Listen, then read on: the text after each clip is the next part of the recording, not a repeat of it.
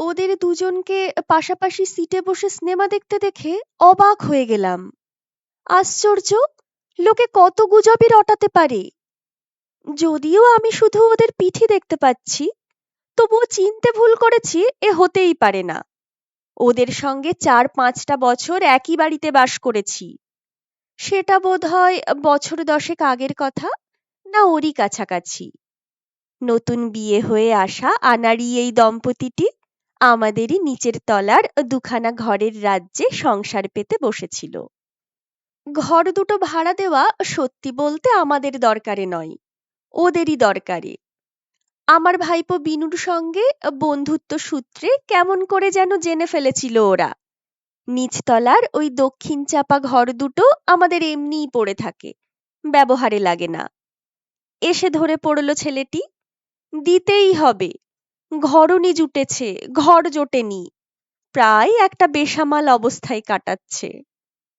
প্রেম ঘটিত বিয়ের ভাগ্যে প্রায়শই যা হয় আমাদের সমাজে, একুলে ওকুলে কোনো কুলেই তেমন সমাদর সম্ভ্রমের ঠাঁই জোটে না। অতএব মান বাঁচানোর দায়ে ঘর করবার জন্যে ঘর খুঁজে বেড়ানো। ঘর দুটো দক্ষিণ চাপা? হোক হোক, তাই যথেষ্ট। ওদের কাছে আপাতত ওই স্বর্গ। দক্ষিণা হাওয়া তো তাদের নিজেদের মধ্যেই প্রচুর রয়েছে। তবে অনুভা ওই নিচতলাটাই খুব কমই থাকতো। যতক্ষণ অমলেশ বাড়িতে থাকতো শুধু ততক্ষণই।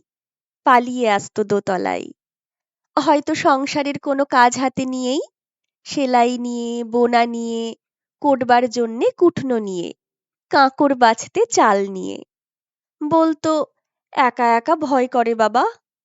আসলে বুঝতাম আমাদের এই সাজানো গোছানো দোতলাটা ওকে টানে। সুন্দরভাবে থাকবার ইচ্ছেটা ওর প্রবল। সেটা খুব স্বাভাবিকও, কারণ অনুভা বেশ অবস্থাপন্ন ঘরের মেয়ে। কথায় কথায় প্রায়ই ওর মুখে সে কথা এসে পড়ত। বাবার ভীষণ ঘর সাজানো বাতিক, ওই নিয়ে মার সঙ্গে লাঠালাঠি। মা সবসময় বলবে, এত কি দরকার, এই তো বেশ সোফা সেটটি ছিল, আবার সেসব বদলে নতুন কেন? গেরস্থ ঘরে ডানলো পিলোর গদিতে কি দরকার? দরজা জানালায় এত দামি দামি পর্দা ঝুলিয়ে কি স্বর্গলাভ হবে তোমার? ও টাকা জমিয়ে রাখলে মেয়ের বিয়েতে কাজে লাগতো। ফিকে ফিকে একটু হাসতো অনুভা এরকম সময়। বলতো, বাবা বলতো, তোমার মেয়ের বিয়ের টাকা কি আমি রাখিনি ভেবেছ? দেখো কি ঘটাটি করি। অনুর বিয়েতে এমন ফার্নিচার দেব, জামাই ব্যাটার তাক লেগে যাবে। ওই রকমই কথা বাবার। তারপর আবার একটু হেসে উঠত। তা এমন বিয়ে ঘটল মেয়ের, বাবার কাছ থেকে লবডঙ্কা। এ হাসিটা যেন চেষ্টা করে জোরালো করা। আমি বলতাম, তা হোক গে, তোমার নিজেরই সব হবে। বাবার জামাই করবে সবকিছু, বাড়ি গাড়ি, দামি ফার্নিচার। তাতে কিন্তু অনুভা অবিশ্বাসের হাসিও হাসতো না, হতাশার কথাও বলতো না। বরং সোৎসাহেই বলতো, আমিও তো তাই বলি ওকে, না হবার কি আছে, মানুষই তো করে এসব। আমার বাবা একেবারে সেলফ মেড ম্যান। বাবার বাবার তো কিছুই ছিল না। ও কেবল হেসে উড়িয়ে দেয়। আমি কিন্তু বিশ্বাস রাখি। তাছাড়া আমি নিজেও কিছু করব। বিয়েটা অবশ্যই পাশ করা হয়ে ওঠেনি, তাতে কি, কত রকমের চাকরি আছে জগতে। মেয়েদের জন্যে আজকাল অনেক দরজা খোলা। অবশ্যই অনুভার সামনে চট করে তেমন কোনো দরজা খুলে যায়নি।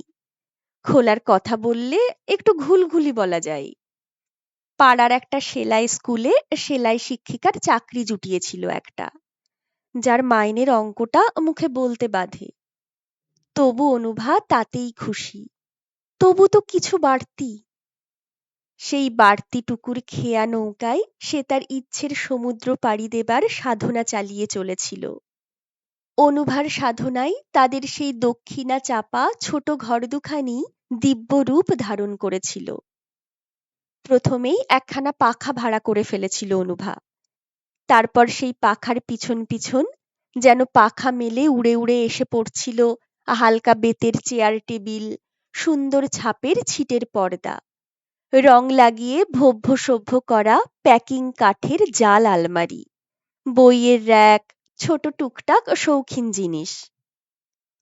অনুভার হাতের গুণে সামান্য উপকরণেই ঘরের চেহারা মনোরম হয়ে উঠেছিল। মনে আছে, একদিন আমি হেসে বললাম, তোমাদের এই সংসারের একটা নামকরণ করে ফেলো। অনুভা মহোৎসাহে বলে উঠল, বেশ, আপনিই একটা নামকরণ করে দিন। বললাম, ধরো সুখনির, কিংবা ভালোবাসার ঘর। শেষেরটাই সুন্দর, বলল অনুভা। অমলেশ হেসে বলল, ঠিক আছে, কালই তাহলে একটা সাইনবোর্ডের অর্ডার দিই, নামটা লিখিয়ে নিয়ে এসে দরজার মাথায় ঝুলিয়ে দেব। অনুভা রাগ দেখিয়ে বলল, সাইনবোর্ড? এ কি দোকান নাকি? নেম প্লেট বলবে তো। হই হলো, বলে হো হো করে হাসল অমলেশ। ভারী সুন্দর হাসিটা অমলেশের। কদিন পরে একদিন তেমনি হাসির সঙ্গে বলল, নাহ, নেম প্লেটটার নাম বদল করতে হবে। অনুভা ঝলসে ওঠে, ও হলো কই, তাই বদল? আহা, একেবারে সঠিক নাম রাখাই তো ভালো। আমার তো মনে হয় নাম রাখা উচিত চাহিদা ঘর। তার মানে? অনুভার চোখ গোলাকার। মানে খুব সোজা, এই ঘরের চাহিদা তো ফুরোতে দেখছি না, একটা মিটলেই আর একটা কিছুর বায়না। অতএব চাহিদাটা অবশ্য ঘরের জন্যে, কিন্তু আসামি তো ঘরনি।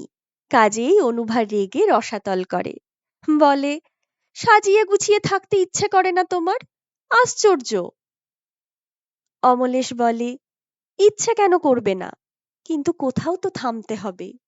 এই তো বেশ সাজানো গোছানো হয়েছে, আবার তোমার ঘরের টেবিল ফ্যানের বায়না। অনুভার যুক্তি, সেই তো একটা লড়বড়ে শব্দ ঘ্যানঘেনে পাখার জন্যে মাস মাস এক মুঠো করে টাকা ভাড়া যাচ্ছে, অথচ গোড়ায় একটু খরচ করলেই ইনস্টলমেন্টে পাখাটা কিনে ফেলা যায়।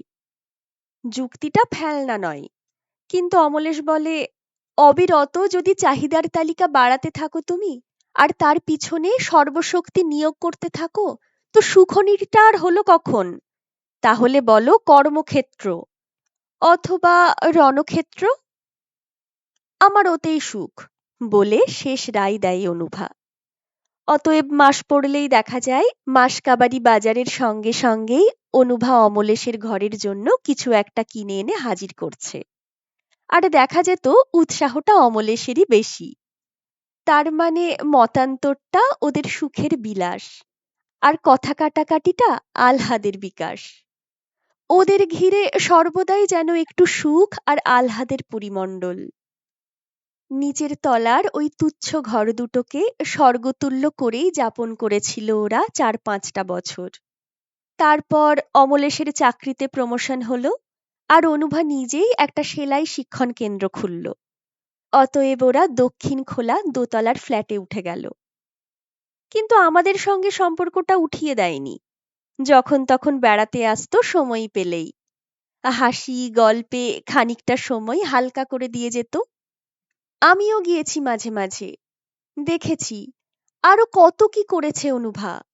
ওদের ফ্রিজ হয়েছে, গোদরেজের আলমারি হয়েছে, জোড়া খাট হয়েছে, গ্যাসের স্টোভ, প্রেসার কুকার। অমলেশ বলতো, অনু ওর বাবার অপরাধের জরিমানা দিচ্ছে, বুঝলেন? ওর বাবার জামাইকে যা যা দেওয়া উচিত ছিল, ও তার সবই প্রায় দিয়ে চলেছে আমায়। অনুভা বলতো, আহারে, আমি যেন সবই নিজের টাকা থেকে করেছি, দুজনের আয় থেকে গুছিয়ে সংসার চালিয়ে বাঁচিয়ে বাঁচিয়ে করেছি। আমি বলতাম, সেটাও তোমারই দেওয়া, গুছিয়ে সংসার করে টাকা বাঁচানো কি সোজা ক্রেডিট? অনুভা হাসতো, সাফল্যের হাসি। মনে হতো এবার ওদের সংসারের নামকরণ করা যায় সুখনির। কিন্তু অনুভার ওই সাফল্যের আর সুখের অন্তরালে যে আর একটি পিপাসা, আর একটি শূন্যতা জন্ম নিয়েছিল, সেটাও টের পাচ্ছিলাম। এতদিন বিয়ে হয়েছে অনুভার, সে মা হয়নি। হঠাৎ একদিন বলে বসলো, এত সব করে আর কি বা লাভ হলো, মানে হয় না। আমি বুঝতে পারলেও সেদিকে না গিয়ে হালকা গলায় বললাম, কেন, আবার কিসের চাহিদা তোমার চাহিদা ঘরের? অমলেশ স্ত্রীর দিকে একটু কৌতুক কটাক্ষ করে বলল, এখন চাহিদা দোলনা খাটের আর প্যারাম্বুলেটরের। অনুভা রাগ করে ঘর থেকে বেরিয়ে গেল। তারপর আমাকে দীর্ঘদিনের জন্যে চলে যেতে হলো রাজস্থানে। নানা জায়গায় ঘুরে ঘুরে বেরিয়েছি, সম্প্রতি আবার ফিরেছি। ফিরে এসে চেনা জানা জগতের সবাইয়ের খোঁজ নিচ্ছিলাম বিনুর কাছে। অনুভা অমলেশের খবর জিজ্ঞাসা করতেই পাজিটা কিনা বলে দিল, ওদের কথা আর জিজ্ঞেস করো না, নাম করতে ইচ্ছে করে না ওদের। সে কি, কেন? ওরা ডিভোর্স করেছে। আর শুনতে কিছু যেও না, কেলেঙ্কারির চরম। বিশ্বাস করতে সময় লেগেছিল, কিন্তু বিনু খামোখা কেন বাজে কথা বলতে যাবে, এই ভেবেই শেষ অবধি বিশ্বাস করতে বাধ্য হলাম। ভাবলাম জগতে কি না ঘটতে পারে। কিন্তু এখন দেখছি বাজে কথাই বলেছে বিনু। হয়তো নিজেই যোগাযোগ আর রাখতে পারে না, কোথাকার কোন শোনা কথায় উদর বোঝা বুধর ঘাড়ে চাপিয়েছে। ওদের পাশাপাশি বসে সিনেমা দেখতে দেখে নিঃশ্বাস ফেলে বাঁচলাম। আমি পিছনে বসে আছি, ওরা সামনে। অন্ধকারের সুযোগে অমলেশের কোলের উপর অনুভার হাতখানি। মনে মনে হাসলাম, এখনই সাড়া দিয়ে রসভঙ্গ করতে চাই না বাবা। তাছাড়া সাড়া দেওয়া মানেই অন্তত দুটো চারটে কথা কওয়াতো। এক্ষণে পার্শ্ববর্তীরা বিরক্তি প্রকাশ করবেন। সিনেমা হলটা যে কথা বলার জায়গা নয়, এইটি বোঝাতে ১০০টি কথা বলবেন, তীক্ষ্ণ মন্তব্য করবেন। অতএব ছবি শেষ হওয়া পর্যন্ত চুপচাপ থাকাই ভালো। হল থেকে বেরিয়ে কথা হবে। যথাসময়ে ছবি শেষ হলো, জনগণ মনও সমাধা হলো। হল থেকে বেরোনোর সময় ঠিক নজর রেখেছি। সিঁড়িতে নেমেই ডেকে উঠলাম, অনুভা। অনুভা চমকে এদিক ওদিক তাকিয়ে দেখল। আবার ডাকলাম। হঠাৎ দেখি অনুভা আর কোনো দিকে না তাকিয়ে তাড়াতাড়ি এগোচ্ছে। ব্যাপার কি? অনুভা ঠিক বুঝতে পারেনি ডাকটা পেছন দিক থেকে আসছে। সামনের দিক ভেবে সামনেই এগোচ্ছে। অগত্যা আমাকেও দ্রুত এগোতে হলো এবং ধরেও ফেললাম। হেসে বললাম, ডাকটা কোন দিক থেকে এলো বুঝতে পারোনি বুঝি? অনুভার মুখে আমার উৎফুল্ল হাসির প্রতিবিম্ব দেখতে পেলাম না। একটু ফিকে হাসি হেসে বলল, বুঝতে পেরেছিলাম। অনুভার মুখটা শুকনো, রংটা মলিন, চোখ দুটো নিষ্প্রভ। কোনো শোকের ব্যাপার ট্যাপার নয় তো? বেচারির বাবা কি মা হয়তো। বললাম, কোথায় আছো এখন? সেই ফ্ল্যাটটাতেই, না আবার বাসা বদল? অনুভা একটু ইতস্তত করে বলল, না, সেখানেই আছি। তবে চলো পৌঁছে দিই। উঠে এসো আমার গাড়িতে, যেতে যেতে গল্প হবে। কতদিন পরে কলকাতায় ফিরিলাম। কই অমলেশ, কই, কোন দিক দিয়ে বেরোলো? দেখো দেখো, আবার ট্যাক্সি না ধরতে ছোটে। ভিড় ঠেলে ঠেলে বেরিয়ে আসছিলাম, তাকাচ্ছিলাম এদিক ওদিক। অমলেশ হঠাৎ চোখ ছাড়া হয়ে কোন দিকে গেল। অনুভা কিন্তু চলেছে নির্বিকার। আমার গাড়ির কাছে এসে পড়ে ব্যস্তভাবে বললাম, কোন দিকে গেল বলো তো? আমি সেই ট্যাক্সি ধরার কথাই ভাবছিলাম। অনুভা গাড়ির দরজায় হাত রেখে আমার চোখে চোখ না ফেলে অদ্ভুত একটা বর্ণহীন স্বরে বলল, ও ওর বাসায় চলে গেছে। আমার সারা শরীরটা হঠাৎ কাঁটা দিয়ে উঠল। আমার বিনুর কথা মনে পড়ে গেল।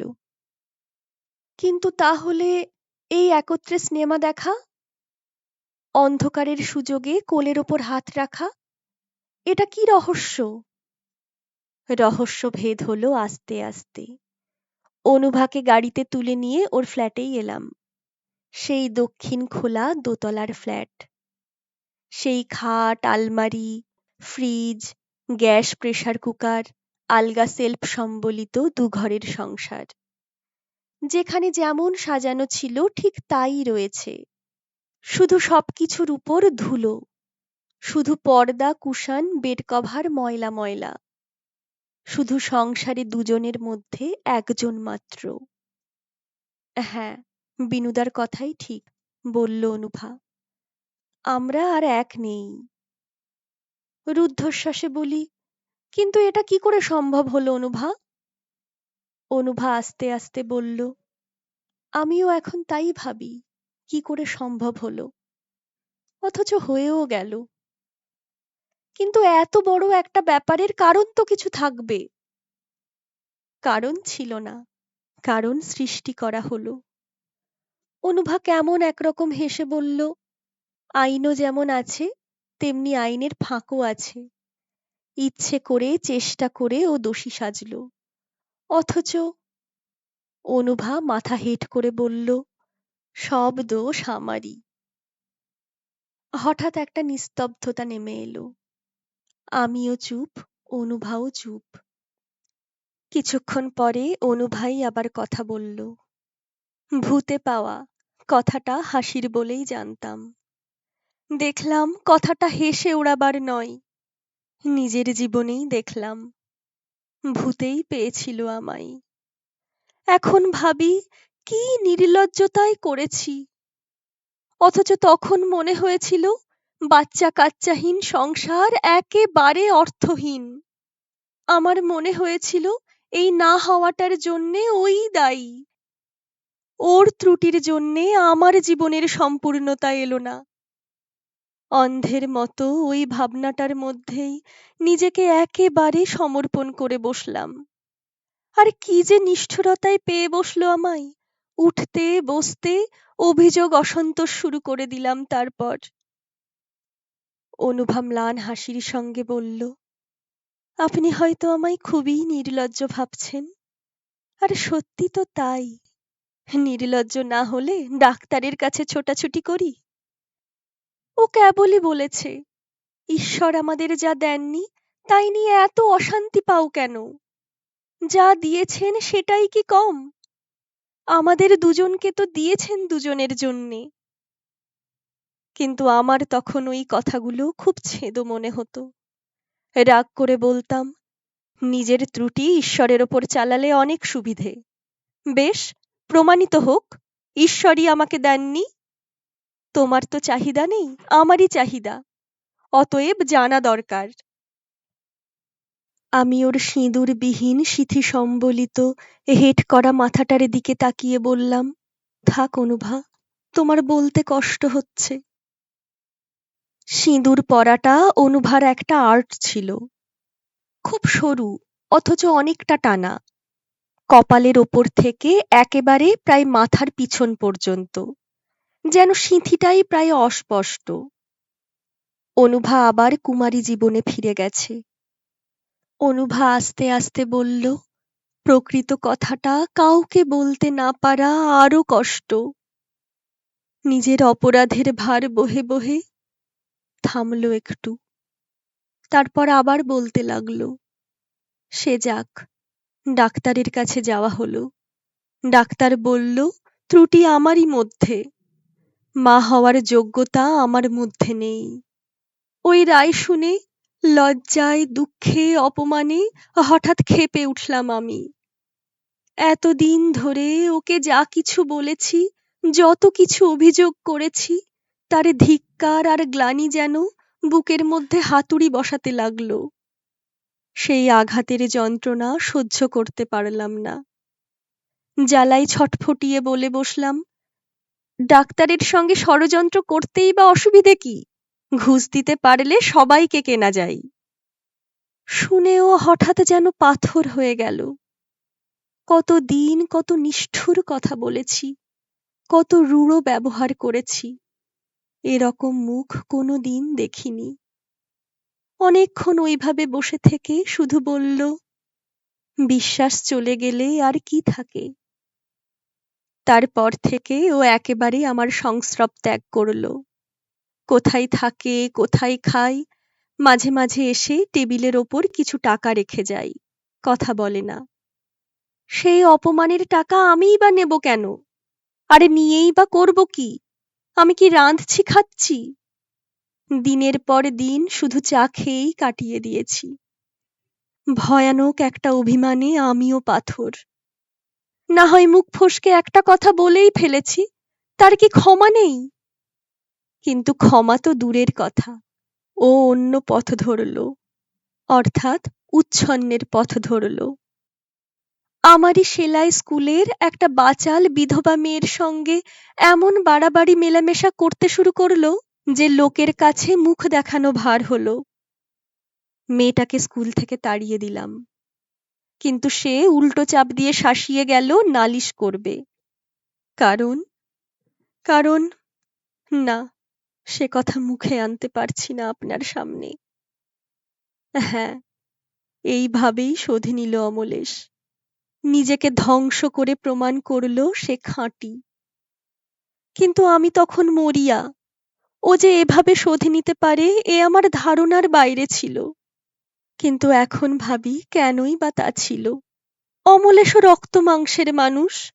আমি ওকে যে অপমান করেছি তার তো পরিমাপ হয় না। কিংবা ওরও আর ফেরার পথ ছিল না। তারপর সে অনেক নির্লজ্জ কাহিনী। নিজের চরিত্রহীনতা প্রমাণ করে নিজেই ও আমাকে দিয়ে ডিভোর্সের মামলা আনাতে বাধ্য করল। কারণ সেই মেয়েটা তখন ওকে বিয়ে করতে বাধ্য করাচ্ছে। তারপর আর কি? এই তো দেখছেন, সেলাই স্কুলটা ভালোই চলছে। কাজেই আমারও চলে যাচ্ছে। আর অমলেশ? বলে ফেলি আমি। অনুভা আসতে বলে, সেই তার সঙ্গেই আছে। বড়লোকের একমাত্র মেয়ে। অল্প বয়সে বিধবা হয়েছিল, তাই শূন্যতা কমাতে সেলাই শিখতে এসেছিল। এখন তো আবার সধবা হয়েছে, স্বামী পুত্তুরি নিয়ে সুখে আছে। অনুভার কথার ভঙ্গিতে যেন অঙ্ক মিলিয়ে ফেলার নিশ্চিন্ততা। কিন্তু অঙ্কটা মিলল কই? এ যে একটা ধাঁধার অঙ্ক হয়ে খোঁচা হয়ে দাঁড়িয়ে রইল। এতক্ষণে যা শুনলাম তার মধ্যে এই দুজনে সিনেমা দেখতে আসাটা আসে কোথা থেকে? সেটা সেটা নাকি দৈবের ঘটনা মাত্র। মানে মানে শুরুটা। থেমে থেমে আস্তে আস্তে অনুভা যা বলল তার সারমর্ম। একা বাড়িতে সন্ধেবেলাটা অসহ্য লাগতো বলে মাঝে মাঝেই সিনেমায় চলে আসতো অনুভা। হঠাৎ একদিন দেখতে পেল পাশের সিটের লোকটা অমলেশ। বুঝতে পেরে ছুটে পালিয়ে যেতে চেয়েছিল অনুভা। তারপরই ভাবল, কেন যাব? ওকে তো তাহলে অনেকটা মূল্য দেওয়া হয়।